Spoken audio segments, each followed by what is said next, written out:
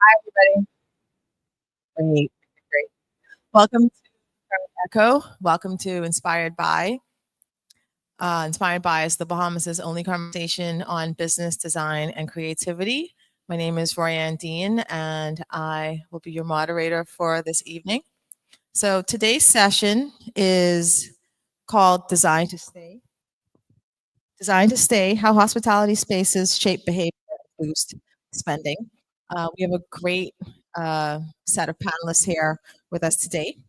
So let me introduce. To my immediate left is Marcus Laing. Marcus Laing is a Bahamian architect and partner at TDG Architects. He's known for his multidisciplinary expertise spanning sustainability, interior design, and large-scale commercial projects. His portfolio includes major developments like Bahamar, Department of Inland Revenue Headquarters, and the Princess Margaret Hospital expansion. Beyond architecture, Marcus has contributed to the built environment through publishing, board service, and advocacy, including founding the Association of Bahamian Architects and serving on the University of the Bahamas' board. His work reflects a commitment to design excellence and regional development. Welcome, Marcus. Next is Lauren Holowesko Perez. Lauren is a Bahamian art professional and the founding director of Turn Gallery in Nassau, an art space dedicated to showcasing emerging and mid-career artists from the Bahamas and the wider Caribbean. She holds a BA in art history from Georgetown University and an MA in art business from Sotheby's Institute of Art in London. Before returning home, Lauren gained experience at Phillips Dupuy and Carpenter's Workshop Gallery in London. She also serves as a director of the Island House, a boutique hotel and cultural venue in New Providence. Through Turn, Lauren is committed to elevating Caribbean art on the international stage while fostering a vibrant local art community. Welcome, Lauren. And lastly, Kyle Jones. Kyle is a hospitality entrepreneur and creative leader, serving as managing director and co-founder of Old Pal Hospitality, the group behind acclaimed venues Bon Vivant, the Dilly Club, and Yellow Bell. His establishments have earned international recognition, including multiple nominations at the Tail Cocktail Spirited Awards and a spot on the 50 Best Discovery list. Jones began his career as a mixologist in New York City at Jean Georges. Oh my gosh. Yeah, it's a German word. Just he's a famous restaurant owner. Okay. Sorry, I'm gonna not do that one. Spider before returning home to elevate the cocktail and dining scene in the Bahamas. He also serves as a senior vice president at Young's Fine Wine, contributing to the region's beverage culture. In 2023, he was selected as a regional judge for the Tales of the Cocktail Spirited Awards, highlighting his influence in the Caribbean and the Latin American bar industry. So let's welcome our panelists, please.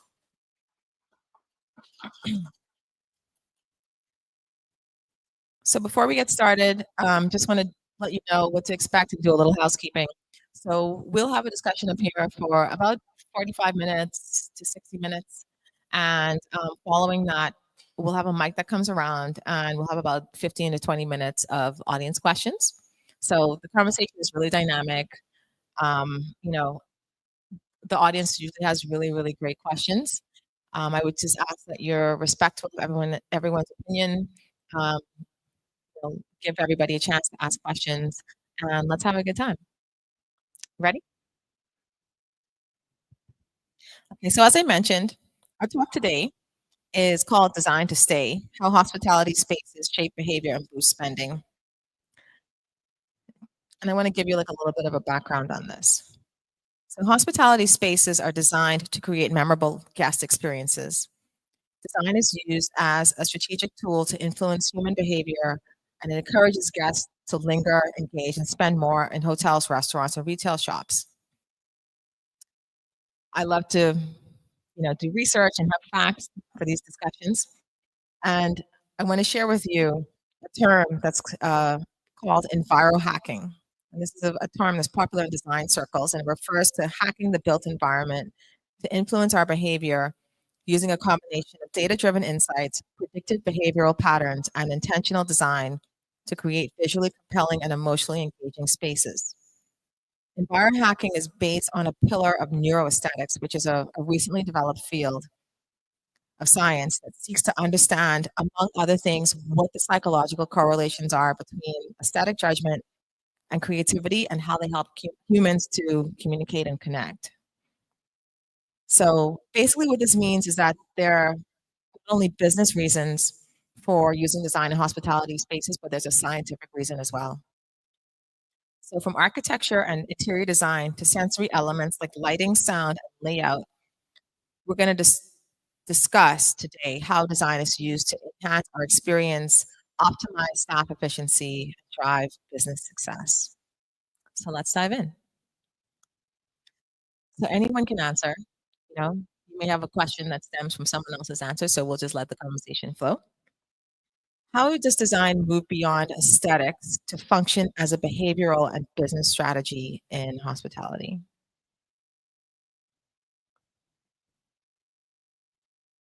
I'll speak a little bit about the Island House, of course, from a design and aesthetic perspective. I think when, even talking about the brand, the vision, the mission of that space, we use the word gathering space often as a way to describe how to feel and interact with the space. And I think we really focus a lot on that because, looking at that property, it's not on the beach. That was basically bush. And people thought, this is nuts.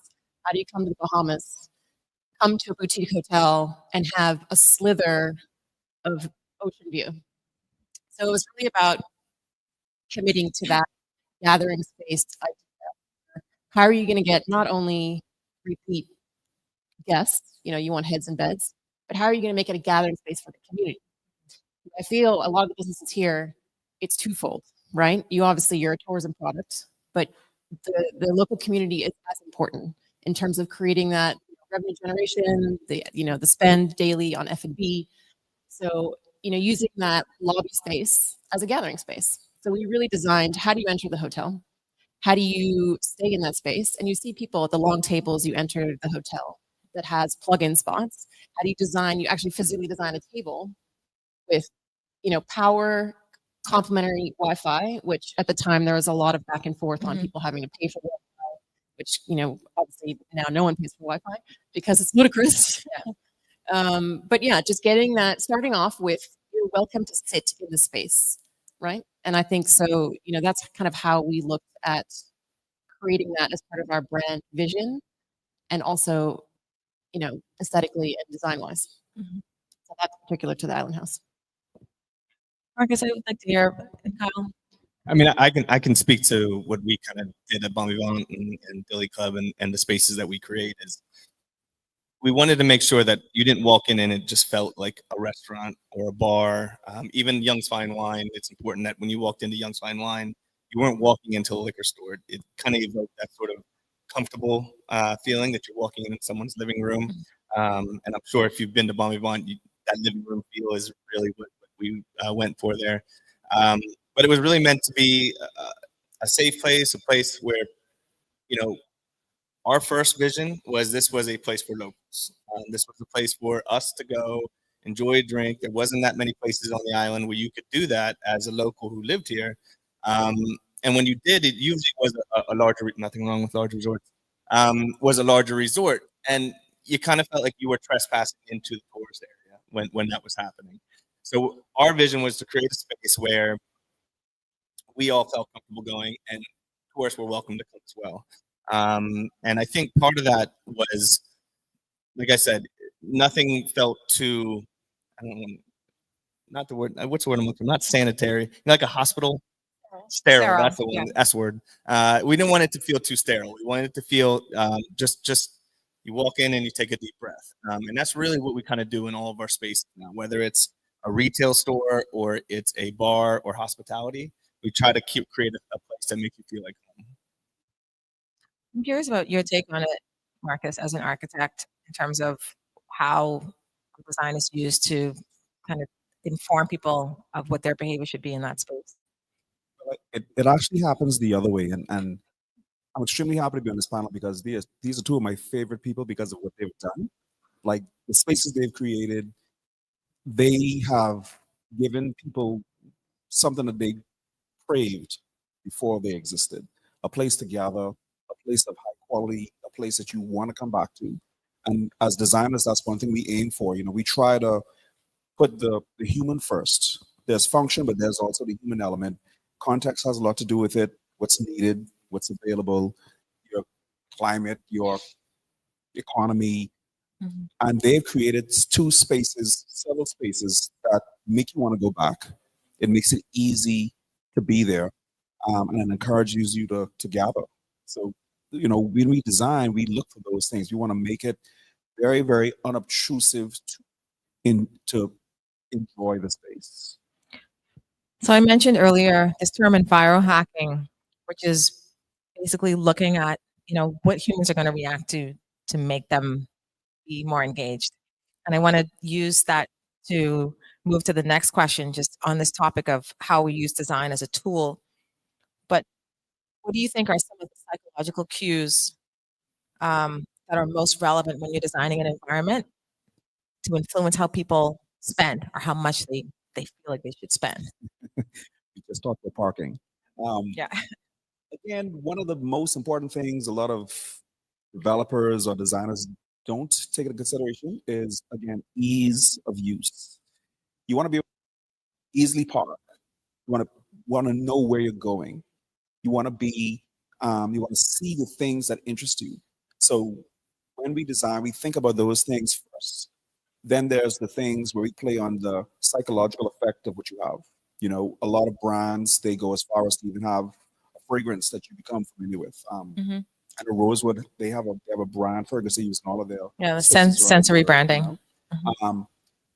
Obviously, the typical branding stuff, your colors, your feelings, your palettes, fabrics, materials, and different colors, different fabrics, different materials give a certain response psychologically to humans. And we have a lot of studies now, we play on that. So you want to sort of hack the non-obvious thinking of your customer and say, okay, now I'm interested in this thing for some reason. We know why, but they don't. Mm-hmm. And we intentionally put those in play when we design spaces, and we look at anything from retail, hospitality, even in residential living. So, Yeah, I think Marcus kind of took words out of my mouth there. The color, especially for me, you'll never see one of our spaces like be red. Mm-hmm. It's just one of those colors I just don't respond to, and I think a lot of people don't respond to. Keeping it warm, and one of the things that I find important is music. Especially, it doesn't matter what space it is. It could be a hotel, it could be a restaurant, it could be in any kind of space. If you have the wrong music playing, it throws off the entire vibe, right? And if you have the wrong lighting, if it's too bright, and it's nighttime, and it doesn't feel right. And you can ask my team. I'm OCD as they come. I'll be like, that needs to be dimmed just that much more. Oh, they're perfect, right? It's always something I'm always paying attention to. And again, like you said, with smell, and funny you say with the candles, we worked with Biggity about creating our own scent for our bars. So we created a scent, like a lemon verbena scent for our bars that is always keeping you coming back. And people always want to buy them, but we don't sell them. Keep it coming back to. But it's all the little details that we find really important that is part of the guest experience. And to me, music was one of the biggest things. And I made sure I was in charge of all of our playlists, and I painstakingly have done that for, I don't know, like a whole year building playlists. And one of the things with music is we actually have time frames when certain playlists are allowed to be played. So in the daytime, we have that kind of Ella Fitzgerald feel, build it up into a little bit more funky at like 4 o'clock. And we get into a little bit louder. People who want to drink and sing and all that kind of stuff at nighttime. So that plays into it as well. It's not just a straight feeling. You don't feel the same way when you wake up as you did when you're having your last drink. So with music should reflect that as well. Do you think that it's a combination of these kind of psychological cues? So when you walk into the space and it's a particular feeling, you think it's a combination of those things that kind of heighten or reduce people's price sensitivity? Or do you think that there's a particular thing? So for example, you mentioned the sensory branding with the scent. Do you think if you had, is the lemon verbena scent something that goes, oh, this place is really nice and I should be prepared to spend more money? I don't know. Yes. If someone has like a cake batter smelling candle, I'd be like, oh, I walk out, I'm going to buy more. But I think every little detail counts. I think as someone who's OCD, I picture every single thing I walk. I'm not a very good patron of any place because I'm that. I look at everything, right? But I put myself in every customer's shoes and say, I want the OCD customer to walk in and enjoy the place. Yeah, I think brand buy-in is really important part of that. And obviously, what Bon Vivants and his team have done so well is that nostalgia. You're going in there for that nostalgia, right? And you love that reflection of the old and the history of the liquor and all those things. And then on the flip side of that, I think Island House looks at the contemporary, right? And like, what is it to be contemporary in the Bahamas? What does that mean from an architectural perspective, from an art perspective, from how we serve our food? All those things are kind of I think when you look at a brand as a whole, that's what people are buying into, right? And those are those, things that drive the sensory that you want to stay there and you want to, have your birthday there and you want to come back, for a drink with friends. And I think it's lifestyle. It's brand buy-in and lifestyle and how you kind of guide and how you fit into the contemporary Bahamian lifestyle or the nostalgic side. So it's helping to drive this kind of like long-term, like customer lifetime value overall. I think it was, and I can speak for myself. I think I speak for Lauren too. I think when we designed Yellow Belt together. It was one of those things that was kind of fun to combine. Okay, I originally sent them to design how we would do it, and they're like, oh, no. That's a bit too much. Which understood because you have to fit the brand and you have to fit whatever. And then when they came back with the kind of together, I was like, oh, this makes sense, and try to find a way to merge the two brands in a way that makes sense for both brands was fun. So, Carl, you mentioned that you paid a lot of attention, well, to all the details, but in particular, you talked about building this playlist so that this sounds like it's become a part of your sensory branding. What are some of the cues that you use to inform customers about your brand? So it sounds like music is one of those things, but what are some other things that, as Lauren mentioned, like when you go into a space like Bon Vivant or the Dilly Tree, like you get a sense like it's familiar, right? So what are some of the cues that you use to inform your customers about what your brand is about? It's funny because in college, and my wife can attest to this, I was much more of a minimalist than anything. I had a black and gray apartment and, just black leather couch, and that was pretty much it. To walk into a place like BV, it is a maximalist sort of dream, right? And it's weird that I went that direction because that's not me. And actually, at one point when I was doing the wallpaper, Celine was like, "Just do one wall." And I was like, "No, I want to do them all." And then when we were looking at the patterns on the things, like maybe we should just do neutral, like prints. So it was outside of my box for sure, and I had a lot of help from Celine on making those decisions. But I think when you walk into any of our spaces, it is maximalist. And it won't be like that for every venue that we open. It just so happened that Atlantis requested, they wanted to bump on. I said we don't want to franchise. We created a new space to make it similar. But when we open new venues, it won't always be that way. We need to diversify what we do. But I think right now, based off what we have, it's that maximalist feel. It's that lots of patterns. It's crazy lights, and we try to mix in really nice stuff with stuff that it's kind of like when you wear jewelry, right? Like you could wear a really nice watch and then a bunch of things from Kmart, right? And nobody would notice, right? Yeah. So I might have a really nice couch, but then I have chairs from Target, So like high low stuff like and that. I think that's the living room feel, right? So it feels more. Yeah. Like and I know that's natural. not really an interior design trick or nothing that an interior design would be like, that guy's an idiot. But it works in certain situations, and that's kind of how we kind of mix things in. Yeah, but one of the things you started to talk about was setting a tone and sort of you attracting a certain level of, I guess, spending or clientele, and those selections do have an impact on that, because if you have a certain type of music, certain people get it, certain people don't. The type of music can sometimes equate to the kind of persons that has more spending money than others. So it has a psychological effect. People tend to go where they feel comfortable, and if you have areas that have things that they like, you're going to keep them there, and they're going to want to spend. I want to shift a little bit to looking at design as an investment and how you kind of evaluate what the return on that investment is. Because so often when we think about design, we're thinking about it just from a purely aesthetic perspective and not as something that you want to get a return on. and as part of a business strategy. So I want to know if any of you have an example of where a sensory design element that's been incorporated had a measurable impact on the business performance or customer engagement. We have a client that did a restaurant, and it was just bare bones. They served really good food. They're one of the few places that started to look at actually being Angus certified for their meat. And location wasn't the best. They had a good following, but the business obviously didn't do as well as they thought. We did stuff in a new location, not any better than the first location, but they allowed us to have a little bit more flexibility and do some things that are a little different. Night and day. Location didn't change as much, but they offered the same great service, same good food, but people wanted to come. They wanted to see it. People that wouldn't typically go in that area started coming in that area. I think that's when Craven first really started. After the pandemic, people started using Craven a lot, and they started to send Craven for the food, and the food was so good. They said, "Well, let's go and see what it's all about." And they see the space, and they're like, "Yeah, I want to come back." What type of things did you do? So the space was just utilitarian. It was just regular tables and chairs, nice tables and chairs. We did a lot more exciting finishes, a lot of exciting eye-catching items. We wanted to be more of the, the selfie wall areas, things that you don't see.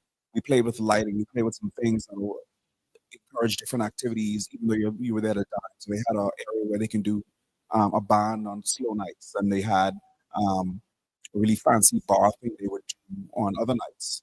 So we incorporated these hardcore design elements that added additional activities, but then the aesthetic was really stepped up as well. So it's something that you didn't expect to see in East Street South. But when you went there, it's like, okay, this is nice. It's not as bad as I thought it was going to be. I'm going to bring my friends back. so It's not as bad as I thought it was going to be. Listen to me. Let's just put it this way. Which isn't really what you want to read on the restaurant review, but okay. Let's just say next door to this place is a Numbers house, and on the other side we sell, I think, like leather shoes or something. I don't know. But it turned out to be a really, really good project, and their numbers clearly skyrocketed. Purely based. Interesting. Anybody else have the things that you've done where you saw a difference in like sales or anything like that? Yeah, I think the two locations, obviously I'm speaking about the Island House, that really transformed themselves from a return on investment basis were what was known as the coffee bar that we transformed to Yellow Bell, and then the pizza window, which was one of those things that we kind of frantically did before COVID. Thank God. And it was basically a glorified parking lot. Asphalt, the works, and it was just a window. And we were like, this is kind of crazy. This is not gathering space Island House vibe. Right. Yeah. So, that area in particular, we filled in, we put, a nicer floor down. We threw some not so, crazy, inexpensive furniture. And again, put a TV up. And it was all about programming. It was all about family. It was always about kids' films. It was like the most relaxed space. And the business doubled. I actually went back to look at the P&L and I was like, oh, it's quite amazing how, within 2 months, the revenue changed. Similarly, when we put the coffee bar, it was really in the beginning a space, yes, for hotel guests to eat breakfast. And then, it was really that we had all that beautiful outdoor space and, and it wasn't a lot of hardscape. I can't accentuate enough the need for shade. For you, it's parking. For me, it's shade. Yeah. And I think that's one thing that architects from abroad don't understand, is the heat index and the need for shade. And that was probably our hardest. Well, there were many hard lessons in the process of building the hotel, but one of those was dining space. And, we had no awnings that we do now. And it was just this sterile white, which reflects the sun. So it was just this stark white platform, and everything was just, it was a bold beige. So I think that was one of our biggest, design changes, was to obviously do Yellow Bell, which changed the whole dynamic and feel of the brand, the space, really commit to the music element, which was part of our, live every Thursday night without fail. being consistent, which was key for us, and then taking that experience inside and redoing the outside. So what we did is it was a hefty chunk of change, but we paid that back in 6 months. And that had a lot to do with more lounge furniture, bigger sofas, sharing sofas, planters. You'd be surprised, but just, introducing more landscape to break up the hardscape and to soften it and just to create that green. And then, awnings, big expansive awnings, big umbrellas, and the whole space completely changed. It's really interesting because what you're both saying is that you need to incorporate design thinking. So you're thinking about the end user and how the end user is most likely to use that space and what are the things that they're looking for, which goes to the whole idea of this envirohacking, right? Like, so there's a psychological element aside from like the physical body temperature. There's a psychological element to having plants out there that makes you feel, fresher, calm, oxygenated. In nature and of having cover, Yes. right? Of being in more of a niche than being so exposed. And I think that plays a huge part in having just basic cover, basic umbrella, shelter. It really changes the way you feel and you receive the space and you relax into it. And so people are coming there more, probably spending more time there. And then I think this is where your brand elements come in. So people want to come back more frequently, come back, for a longer period of time. Well, I'm my business partner, Will, and I think it's the right side brain. He's the numbers guy. He's the smart one. Yeah. And I'm the artsy one. Also smart. Yes. Yeah. Fair. And being that way, I'm always the one that says we need this furniture. This is beautiful here, and he's the one to say it's too expensive. Don't buy it. But I always push my limits with him when I can. And I always try to find there's two kind of distinct pieces per place. But if I had to say that there's one thing that we changed that helped, is what we were talking about earlier. It's the not sexy part. It's the back room. If you would have seen what we worked out of over the first 5 years of Bon Vivant, you'd be like, how in the world did this place even function? Because it wasn't a kitchen, it was a prep space. And it had like 1 or 2 refrigerators, and we just had to make do with what we had to make do. And then when the lawyer's office moved out from beside us, we were like, please give that to us. And we expanded out, able to put refrigeration and everything. And I think that elevated the guest experience because we were able to make things go out faster and have better offerings now and larger things that we could do. And it wasn't the fun part that I enjoyed doing, redecorating space or making someone want to take a picture with it. But it was actually the back end. It was the interior that allowed my team to provide a better service for the outside. So I just like to say, overall, the key word is psychological ease. Getting your food fast, not have to look for parking, not feeling unsafe. Just ease, and the customers will come. So Kyle, to your point about, you're the creative, Will is a numbers guy. And Lauren, actually, what is the conversation that you have with the numbers people so that you can say, yeah, I need the $20,000 couch. So, because it'll be beautiful. But what is the conversation that you have to justify an investment in something that you could get a functional piece, or you could spend the extra money to get something that you think is more, maybe it's more brand, maybe it's something that you think will be more appealing to your target audience and kind of influence, the value they feel the space brings and the price sensitivity. What's the conversation that you have to justify? I'll just say, just to make it easy, like an expensive piece, but I mean overall that investment in design elements. Well, it's nagging. We should get this. But it's also, like I'm a visual person. I like to, as my guys know, that create PDFs of everything and show them exactly how it could look, and present things so that people can see it on paper. And usually, if there's a piece, I'm like, look how this would look in this space and whatnot. But yeah, I mean, it comes down to he's the responsible one, and I'm the irresponsible one when it comes to spending. But it's important that we have those balances within our company, or else we wouldn't be around right now because I would have just nice furniture and nothing to sell. Yeah. So. And what about you? What were those conversations like? Yeah, Although you might have been the one actually make feel like no.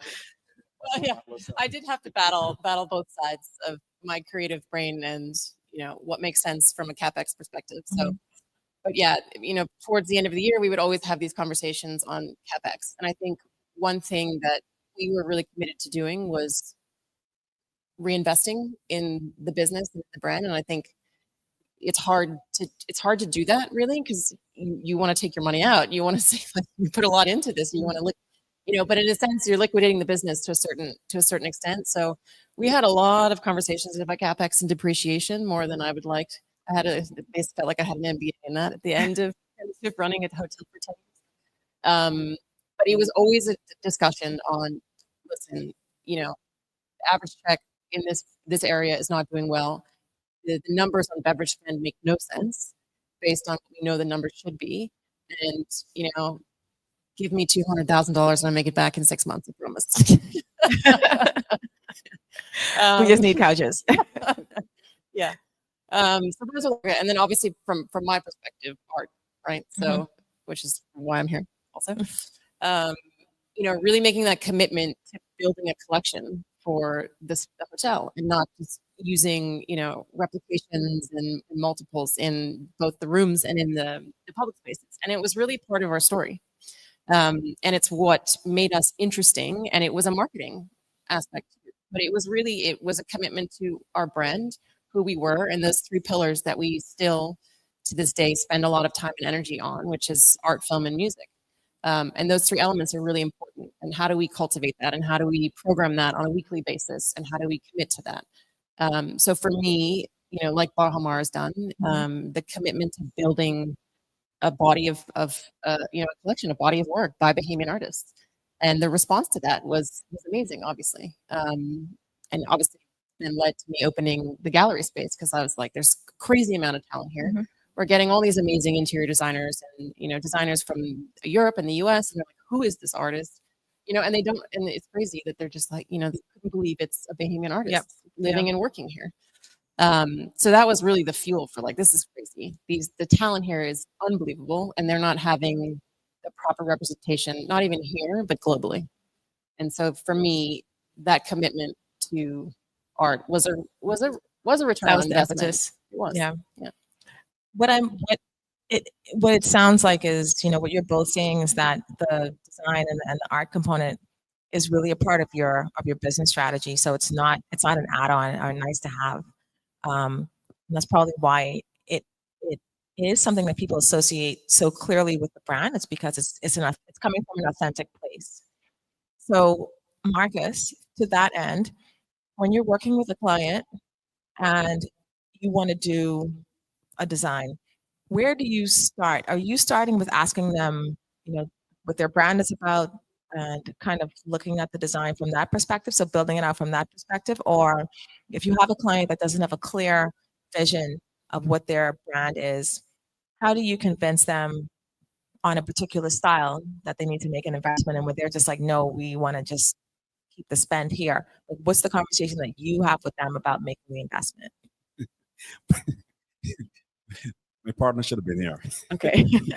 Some of my team members here, and they know the struggle. But every client is different, and we've worked together on 1 or 2 things where a client, they had no idea what it meant to have a brand to incorporate into a business, and the one that we work with you on was brand new.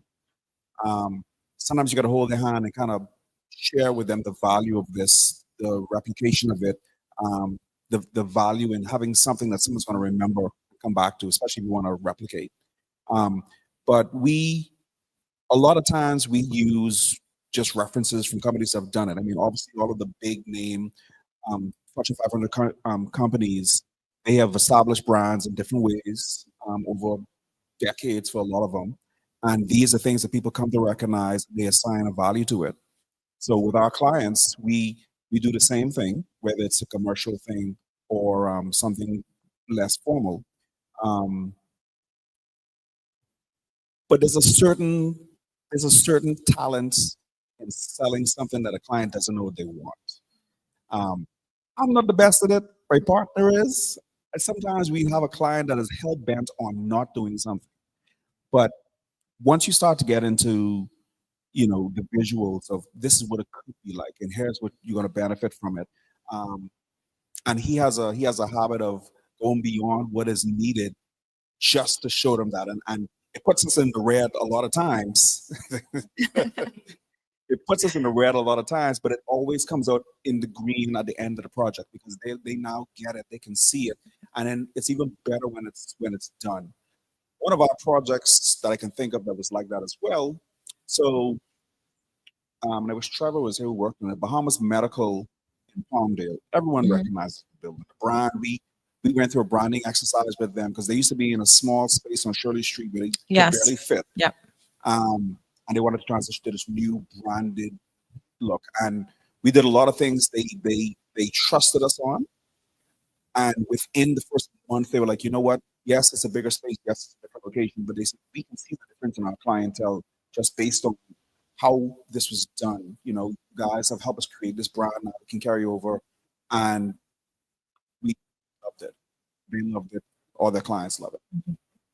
Well, that's kind of the power of branding, and the way that design plays into that, because that new brand, I know the company you're talking about, and that brand really speaks to the type of products that you expect to find and the type of service that you expect when you go into the location. And I want to just stay on this kind of architecture and design topic for a little bit. How do you use figurative storytelling for your clients? And I think this is particularly interesting, especially like in a hotel and F&B spaces, because again, the storytelling component gets people interested. So how do you use it when you're talking to that client about the thing that they don't want to do, but you know that they should do? Another story for a project we did. One of my best friends and great architect who works out of, well, he's based in Dallas now. Fred Papal, Fred. Yes. So we were working on an expansion to PMH. Started off as just 2 operating theaters. The people complained enough. The prime minister said, "You know what? Let's just redo this entire thing. Let's see what we need." So it grew from a $5 million project to like a $80 million project. We had to do a massive renovation, and one of the cells a lot of the interesting things we wanted to do, Fred came up with, was we started to compare the hospital design with your mother's house. So when you're at your mother's house, some of your friends can only come as far as the front.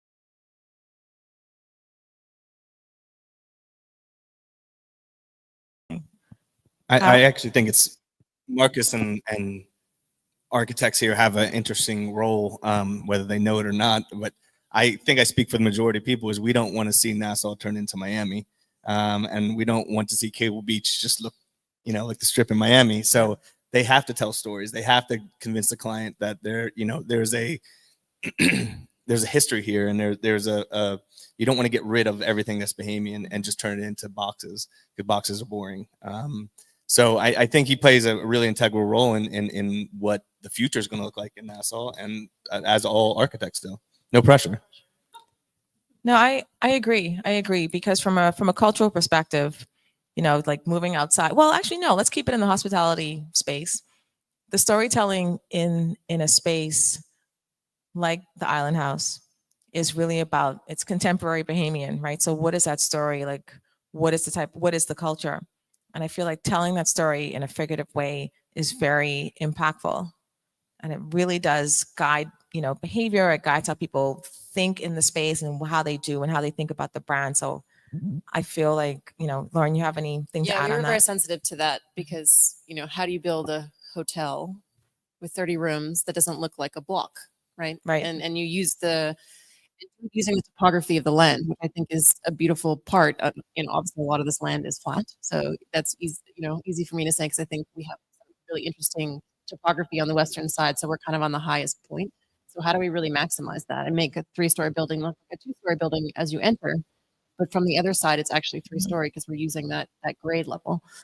And then it's looking at that, like, how do we make something that's interesting and unique, but that is respectful of, you know, the community, and not hopping on the colonial days, but, you know, using that hip roof, that's kind of the shingle roof, that fits in with the environment, I think, the context, and then even playing with color. You know, I think gray is a really bizarre color choice, but we were like, it can't be pink. Cannot be police green. Yeah. Definitely not going to be yellow, you know, and it's, Yeah. you know, how do you set yourself apart and just think, you know, well, why can't a building in the Bahamas be gray? You know, why can't that be a contemporary color? And, you know, just so even from that choice was kind of a really abstract one. Yeah. But helped, I think, the building settle into the landscape and not stand out.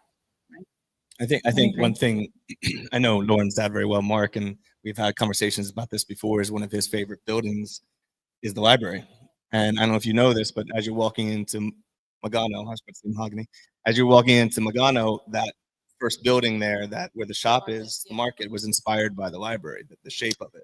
Oh, yeah. So I there's wondered little about touches that. that you don't think about Okay. until Yeah. someone says, "Oh yeah, that makes sense." And even at one point, Mark and I were talking. He was like, "Oh, we should do something together. I'll build you a little library over there." I'm like, "Oh, that sounds awesome." But yeah, those little touches that you didn't think about until someone points it the out. octagon in our logo is from that building. So it's an 8-sided building, of course. So that's why we have an octagon in our logo. That was the central architectural reference for obviously the market and Mahogany House. And then we kind of took that idea and took that element and kind of wove it into the Island House. That's interesting, because like when you walk into the market, it does have like its own vibe. But I was like the building like resembled the shape of the library, but I didn't put it together that it was inspired by that. Yeah, that's really cool. But why is that stated anywhere? Like, how would anyone know that? I mean, we do have a little snippet of that in the old Mahogany House history, but it is one of those references where we have an old photo in my father's home, and it was always, you know, that nostalgia of what was, and so it's that beautiful blending of the nostalgia of that and the beauty of that and the interesting aspect of that building, because it's such a central icon. You drive by all the time, and how do we contemporize it, you know, and make something new and fresh. So it is an important reference that needs to be I think it should be about a bit more. I think so. Yeah. So I want to move a little bit to service design. So when we think about design, a lot of times we think about the tangible design. We've been talking a lot about kind of tangible design elements, or in the design world, it's kind of known as design with a big D. But service design and experience design are also very important when you consider hospitality. How did you think through the design of the services in your establishments? So in addition to, you know, what type of vibe you wanted to build in the space according to your brand, how did you think through the design of what that service experience would be? I didn't. And that's why we had to expand. I was like, "Oh, we could fit a nice, pretty couch in here. We don't need another refrigerator." No, now that the spaces that we have opened, besides Yellow Bell, they're literally boxes, right? So we didn't have the sort of chance to design from scratch and say, okay, here's where the back room is going to be. No, it's just a box, and you need to have a certain amount for the bar. You need to have a certain amount for head count to make sure you're making money. So you really have to work backwards in a way. Now that we're doing other projects, and we have that we're starting from the ground up, we can take those things in consideration. And I can't stress how important they are. Now that we've been through it for 6-7 years, now it's a must that we have that kind of the storage space, which is something these guys always say is you don't think about storage until you need it, and you need it so bad all the time, and you're always running out of storage space. So that's definitely one part of it too. All right. The back of house of Island House is probably half the size it should be. And I think that's unfortunately common, but we did, you hire the consultants, you ask for the help, knowing that you don't have the right experience to gauge that. And I find that architects love to love to design, obviously front of house more than back of house. Of course, not all. Not you. Not you. We're not talking about you. Yeah. But that tends to be, there's a lot of emphasis on obviously the aesthetics and the beauty of the front of house and what people are going to experience, because it's not glamorous what goes on behind the double doors. We made that huge mistake. I mean, even from looking at laundry servicing, are we going to outsource our laundry servicing? And these are conversations we're having in the after breaking ground, where we were like, maybe we can do this, maybe we can do that, and we end up piecemealing a full laundry facility underneath the cinema terrace. That whole cinema terrace completely is all laundry underneath. And because we just had the capacity, we didn't have the capacity to do that originally, and no one could have the capacity to help us facilitate that, outsource it. Right. So those are some of the decisions. And just back of house, staff areas, office space. I mean, our team, and you design modestly thinking, this could go pear-shaped. What do we do if this doesn't work out and we have to turn this hotel into an apartment complex? Or, so you do have those conversations with yourself of how to, from a budgeting perspective too, you got to squeeze on square footage. You go through, you have this fancy concept design and you're like, this is the dream. And then you price it out and you're like, this is never going to work.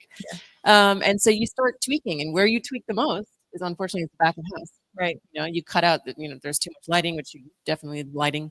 But yeah, you really take a toll, and it does. It affects the business long term.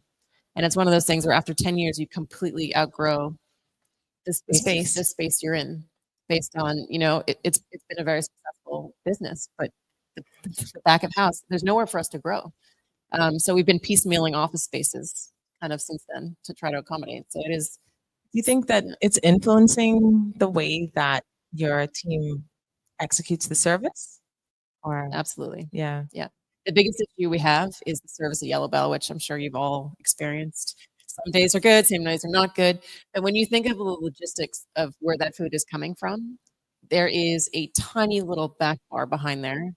And then everything is coming from the ground floor. Mm-hmm. And there's not enough prep. So they prep on the top floor at Shima. Then they maneuver it all downstairs to cook.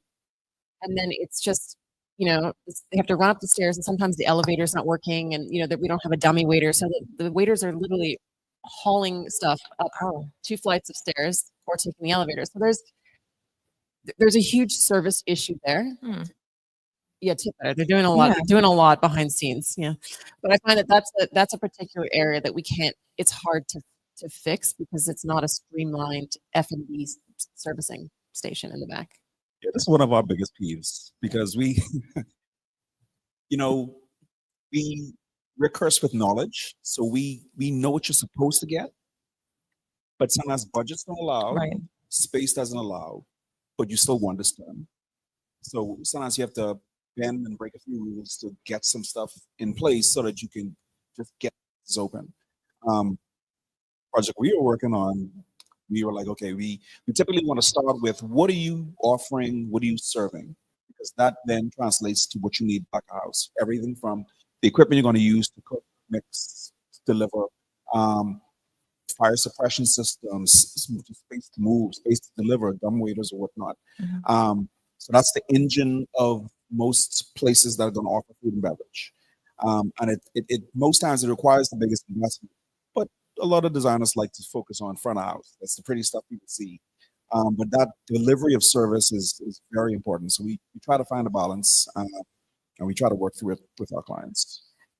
So I want to switch a little bit to the interior design component and that experience, the design of the experience in the interior. So that customer facing side.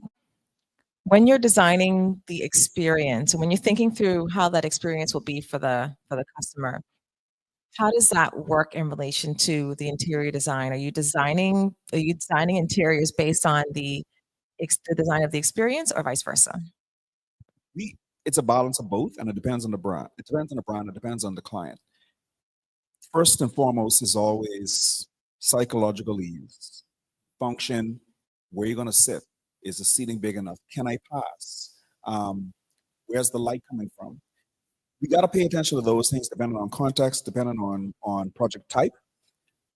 But then you also always want wow factor. You always want to be in line with what the client expects. Some people want to be subtle. Some people want to have a big bang.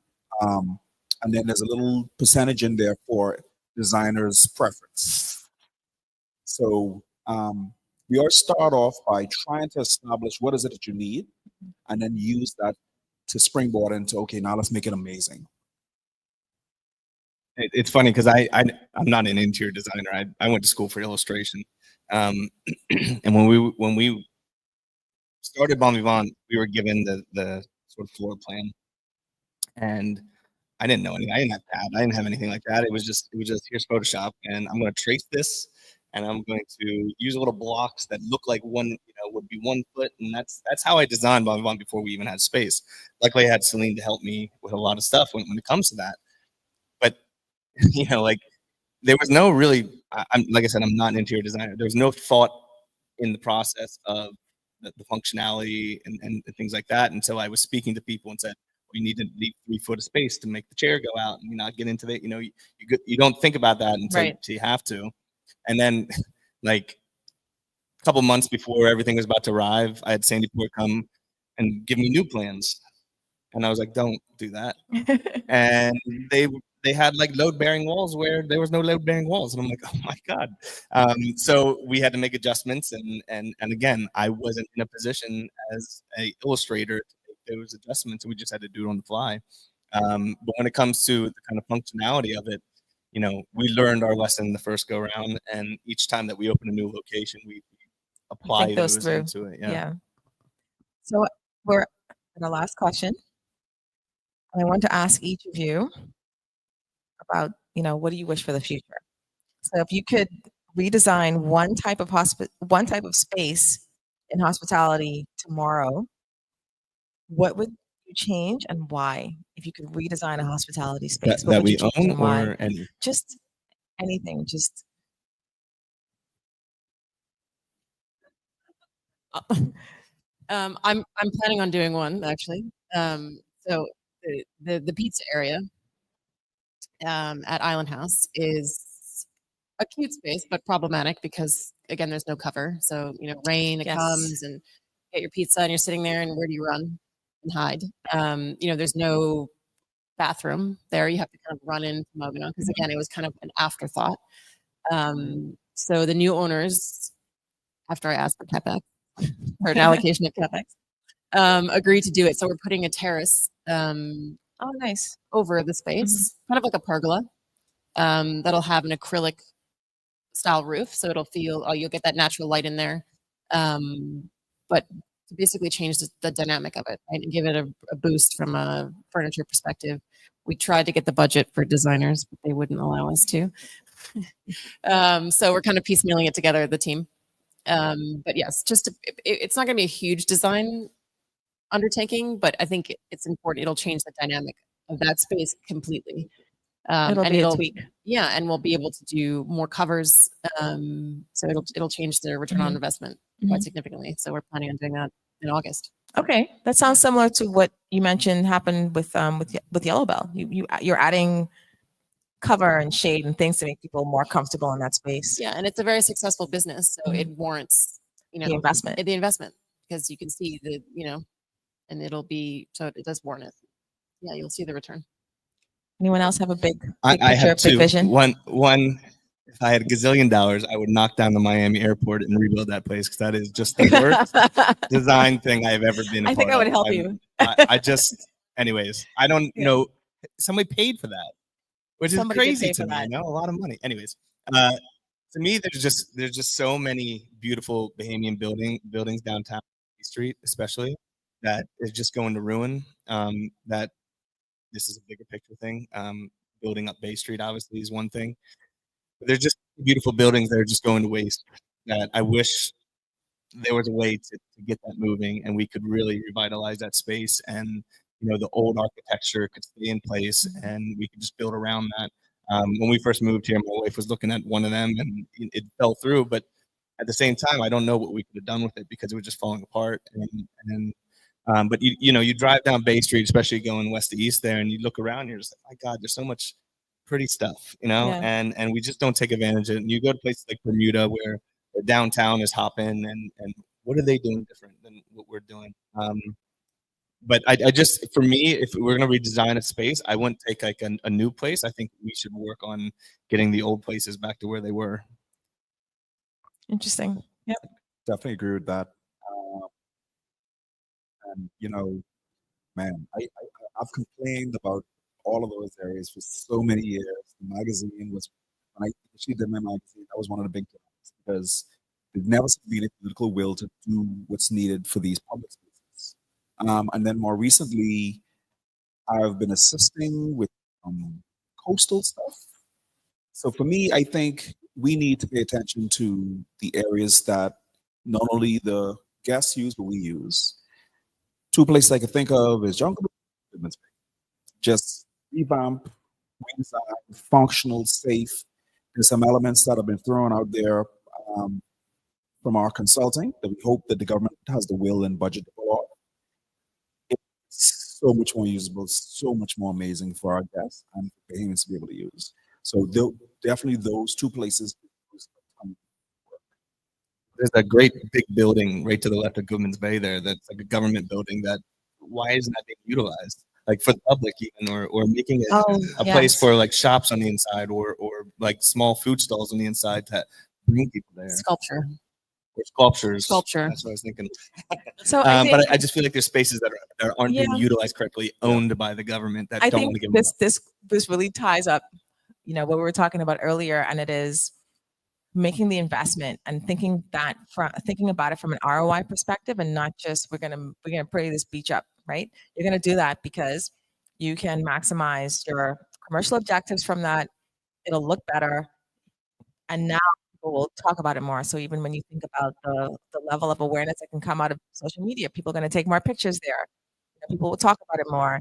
The investment that you make in upkeep and the aesthetics and just that experience design is, I think that's the ROI conversation there, which is a nice way to end our panel right here. So having said that, I'd like to turn it over to the audience for any questions that you might have. You can just put up your hand and a microphone will magically appear and you can ask a question. Or, not. You can just keep talking. Okay.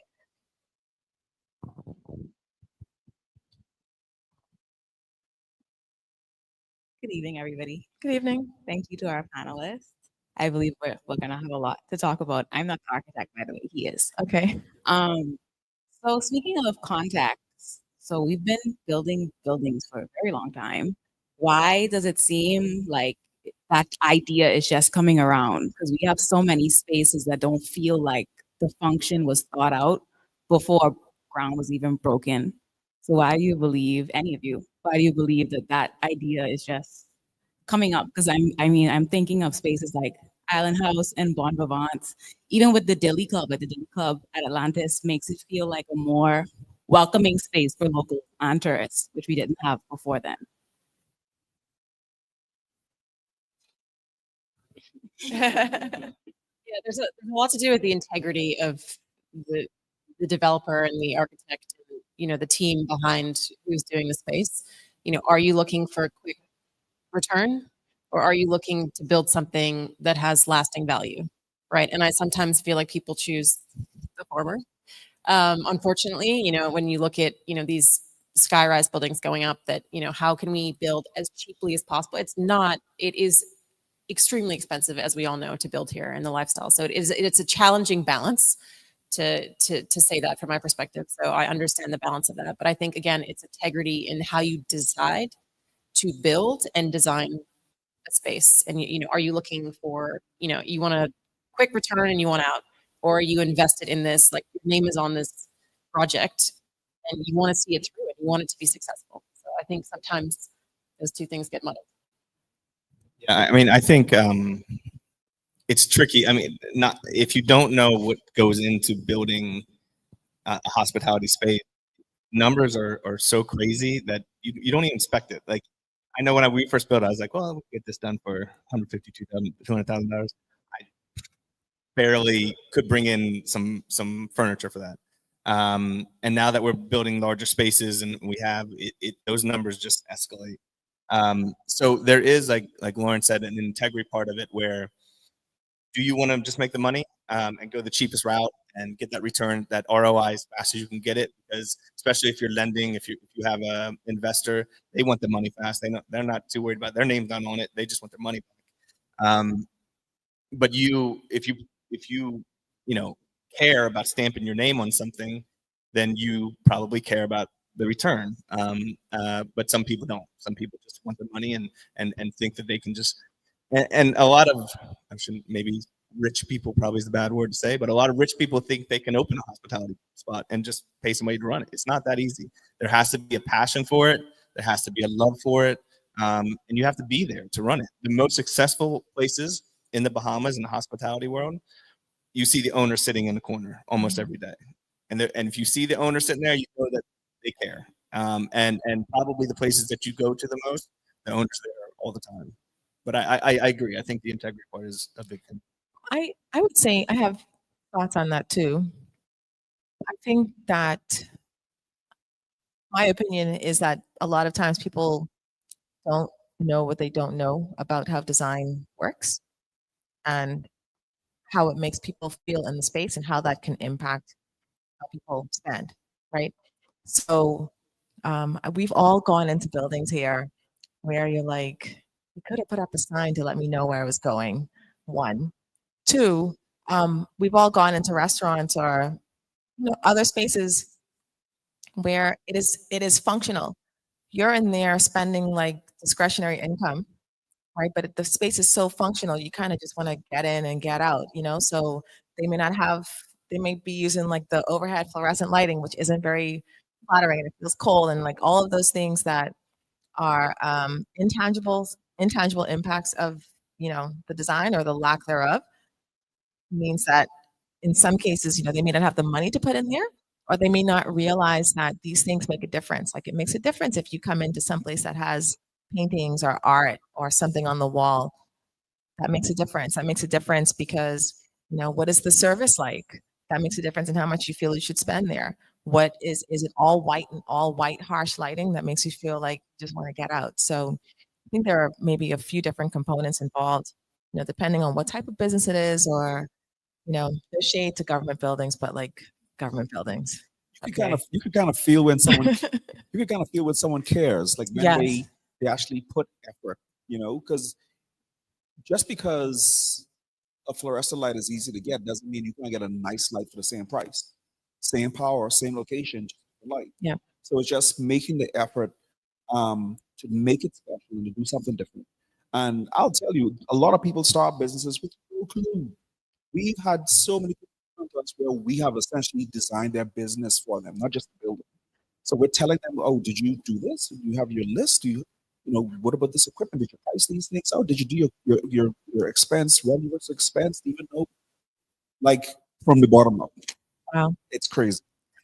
But having said, like, I think it's the caring part, right? At the end of it, it's like caring about what that space is going to be like. So it's may not be about putting a lot of money in design, but it's like, should you paint something? You add like a vase with flowers in it. Like, So it can just be like little things that make the space feel at least interesting or different or appealing. So I think, yeah, it goes down to like thoughtfulness and like just commitment to the space. Other Thank you. questions? Thank you. That was a great question. Good afternoon. How much thought do you put into the design and all the other nuances as it relates to how you intended the space to be treated? I know it's a bit easier with staff members because you can kind of just enforce it, but with customers, how much do you think about, it's a bar and cafe, maybe for Bon Vivants and Dilly Club, but a certain, not necessarily demographic, but you want people to behave a certain way. You want people to come into your space and know what the vibe is supposed to be like.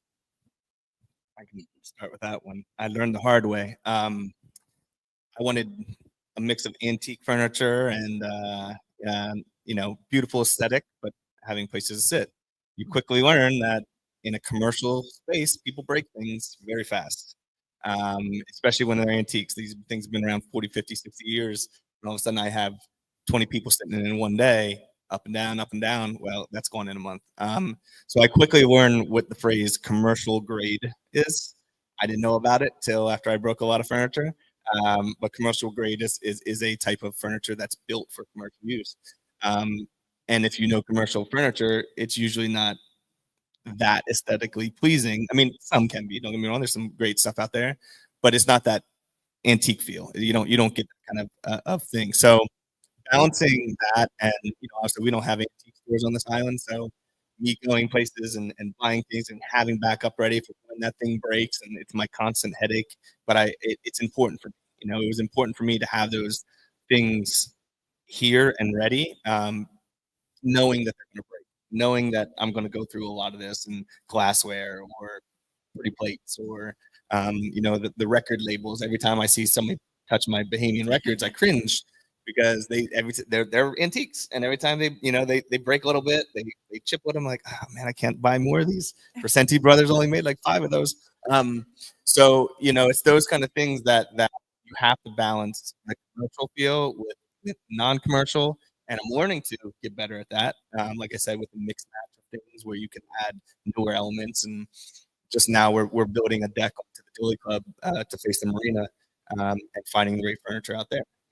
What kind of commercial grade furniture looks good, fits the space, but isn't just look like Atlantis furniture, because I want to set ourselves apart. Lauren, any thoughts on that? Distinguishing, between spaces, I'm thinking of, the outside of Yellow Bell, the inside of Yellow Bell, the lobby versus the library versus the front desk, and how those are all spaces that are compartmentalized. It's not designed as like one big open space, because they perform different functions. And I find that, the front desk has like a really uncomfortable Antonius Roberts wood bench in there. We don't want you to linger. Okay. It's That's not, one way. Uncomfortable furniture. Don't linger. Yeah, don't linger. Don't linger in here. It's too small. And then obviously the common space has more, lounge furniture. That's the space to sit down, have a drink, and the library has a pocket door with the idea that that's a quieter space where, and also music. Levels of music. Obviously, Yellow Bell's levels of music are a little bit higher than the lobby versus the library, which is quiet. So I think that those kind of elements really kind of distinguish how you should behave in the public space. I think just to draw the comparison there too, well, more so with Bon Vivants, let's say, and Dilly Club, is that maximalist approach is like very energetic. So when you get in there, like you're ready, it's a vibe. But in the Island House, there's like those spaces are compartmentalized, but the color palette is very muted, and there's a lot of natural lighting, so you understand that this is a calmer space. Yeah. So those are, I think, other ways that design influences the behavior. The light fixtures, so when you go inside Island House, they have the smooth, almost shell-like looking fixtures. They just feel. Yeah. It's just very, Yeah, I mean, we did that all very conscious. How do we make a light fixture feel organic but contemporary, using obviously elements of wood, which is a more classical material, And then my favorite material, resin, right? So all those petals are made out of, resin. And found a really cool designer, a small duo of two out of Brooklyn to help us do that. So that was kind of a fun discovery process too. Is obviously I love design and art and how they interact. But those elements are also considered how to make something that glows, that doesn't just beam. Yeah. The sugar apple. Yeah, the sugar materials apple's a are good thing, too. what's that? Sugar apple. The chandeliers. Kendra. Oh, yeah, the Kendra Farb. Yeah, that's another thing that we didn't really mention, but materials also play a part in how people kind of behave in space, like using the natural elements and kind of like natural shapes. I think also gives you cues about the type of space it is. Tactility too. I mean, there's areas where people are going to touch it. We've put sculptures in public places where people are going to touch it that has elements that you can actually touch. And a lot of times you go in places you can see where it's been touched the most.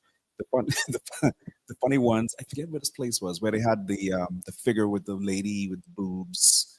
So the only thing polished on is the stomach and the boobs. It was like, okay, just people just touching them. But people like to smell. They want those experiences: smell, touch, taste, if need be, the sound. Those things, they trigger your responses for your patron. Enviro hacking. People like to steal too. The amount of things in Bon Vivant that we have had, little antiques that I bought that are Bahamian, whatever. I remember months before we opened Bon Vivant's, my mom and dad were down, and my mom helped me hot glue things down to the tables. And guess what? Just ripped up the paint and just came. They have a little piece of wood with them, and how they have the paint with them too. It's crazy. People are just thieves. About the Bon Vivant's brand is Kyle will call you out if you're caught on camera. Yeah. I've caught out a few people on Instagram. That's the other branding thing. I have my team stops me from doing more. I probably would kill by now, but you should make a stop thieving wallpaper. Oh, but the other thing too is we get a lot of people stealing things, but like I said, it's important. I factor that into my daily expenditure or my yearly expenditures. If people are going to steal, I need to buy things. I need to replace them. The amount of fun old Bahamian hats I had on the flamingo in the bathroom, at least 5 stolen in 3 months. You could probably make stuff with Bon Vivant so they can steal that. I know, right. Well, I'm afraid to make nice things anymore because then people want to steal them, and I don't know what to do anymore. So, anyways, we try to keep things in stock as much as we can. I try to buy Bahamian antiques wherever I can and put them out there. And luckily, my dad was pretty handy. He drilled every single one of my old Bahamian newspapers into the wall, so there's no way you can steal those, or else the frame probably would be gone too.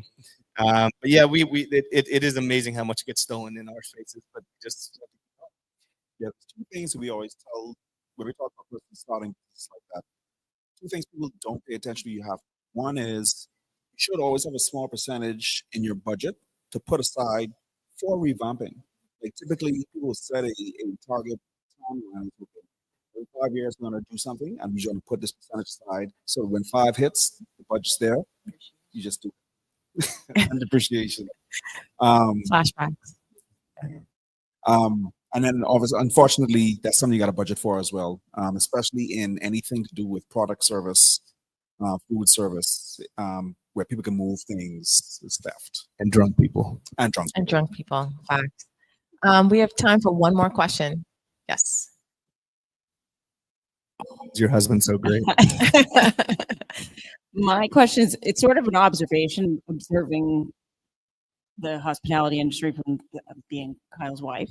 But what I actually think, to me, the most important design that in his businesses specifically is the team. The people that work there are incredible. And when you come in the space, you feel incredible because the people that are there are happy to be there and they feel an ownership of the business. And I feel like, I know it's not like I'm an artist too, but it's that actually is, to me, the greatest art of those places is the people that are there, and they make the customers feel incredible and amazing, and they want to come back and they feel like family. And just seeing those businesses grow and the teams grow is, you don't know, but you feel that when you're in those spaces. And I feel like the range of customers that go there also speak to that, because people bring their kids, their grandmothers, there's people from all walks of life, and they all come and they all feel comfortable and happy there. And I feel like it's the design of the team, and yeah, okay, whatever, they all look cool with their outfits and everything too, which is a design thing. Yeah. But it is, to me, such an important part of every space, not just their spaces, but all of the spaces. If you feel like the team is happy and the people are happy to be doing their jobs, it just makes you want to come back. How much do we pay for 30-second advertisements? No, I agree. I think part of the design and the actual design is part of retention of people. They want to come. They want to enjoy their space. If you just came to a really sterile atmosphere for work and you had to go and put on the happy face and turn on the switch, it's boring. Yeah. But if you're in a space where you feel happy and comfortable, I mean, it all plays into it. Obviously, treating people the right way is the biggest part. But having you feel comfortable in a space that you work in is really important. I mean, essentially you're saying, like, let's consider that experience design from an internal perspective, because we're talking a lot about it from, like a customer perspective, but that internal brand is very important as well. You wear your uniform, And you got to feel comfortable and happy in it too. So it is about it. It's the branding of it. It's your employee brand, and then it's the company's brand and how that's experienced internally and externally. I think this is a lot of where the design component comes in. It needs to be true to who you are as a company and what your brand is about, your personality. So all of those things kind of ring true, and if that goes to the overall strategy and how that impacts your business. Again, to your point, that customer, that service that's provided is a huge driver. But if you have a well-designed space and you have poor service, nothing's going to happen with the business anyway. I always think about Wendy's. When the girl is out there in the sun taking your order, I don't think she wants to be out there. I think you're right. Yeah, I think you're right. I don't think she wants to be out there either. And that's why a lot of, like you guys already mentioned, back of house, when we design, best practice does take into consideration the people that work there. You want them to have to be comfortable, have all the tools to do the job, so that there's no reason for them to complain about doing the work, and they can do the work and be happy about it. So having ample space, having the equipment, being able to get the product to the customer without getting pressed all the time. These are all good business drivers. Good business Think about that. That brings us to the end. So I want to thank our panelists so much for your insightful conversation today. I hope you enjoyed it. I enjoyed having it with you. Thank you, audience, for coming. Great questions. See, I told you, great questions from the audience. Thanks for coming, your attention, your questions. Really appreciate it. Thanks to The Current for hosting. And if you want to stay informed about our upcoming sessions, you can go to inspiredbyconvos.com. Follow The Current at TheCurrent242 on Instagram. And hope to see you next time. Thank you. Get home safely. Thank you.